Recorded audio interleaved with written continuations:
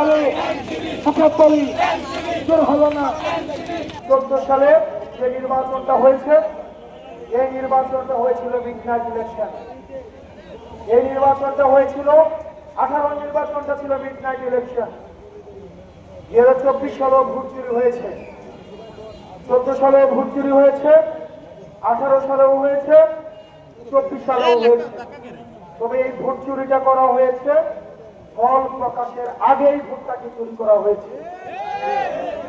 কিন্তু এবার আমরা আরেক ধরনের মেকানিজম দেখলাম, এবারও ভোট চুরি হয়েছে, তবে সেটা ফল প্রকাশের পরে।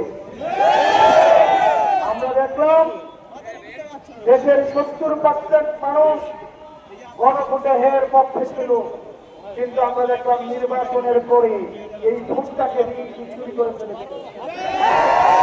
সুতরাং জুলাইয়ের আগেও ভোট চুরি ছিল, তবে সেটা ভোটের আগে, ফল প্রকাশের আগে। আর জুলাইয়ের পরে ভোট চুরি থেকে গিয়েছে, তবে সেটা দিন দুপুরে ফল প্রকাশের পরে। প্রিয় বিএনপি, মনে রাখবেন, এই তরুণ প্রজন্মের বিপক্ষে গিয়ে আপনারা যদি মনে করে থাকেন যে আপনারা দেশটাকে সুপথে পরিচালিত করতে পারবেন, আপনারা সংস্কার করতে পারবেন এই জনগণের বিপক্ষে গিয়ে, তাহলে আপনারা ভুল ভাবছেন। আপনারা বলেছিলেন 1 কোটি কর্মসংস্থান আপনারা নিশ্চিত করবেন, কিন্তু 6 মাস হয়ে গিয়েছে।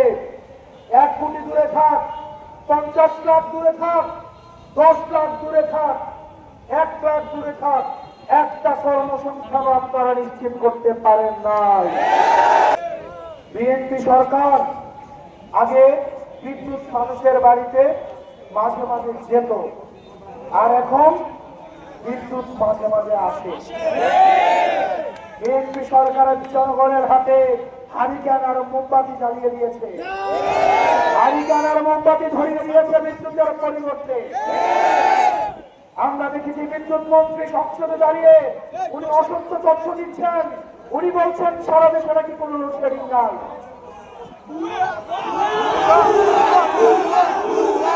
আমরা বিদ্যুৎ মন্ত্রীকে বলতে চাই, লোডশেডিং নাই সেটা সত্য, তবে সেটা আপনার বাসায়। লোডশেডিং নাই সেটা সত্য, তবে সেটা আপনার অফিসে।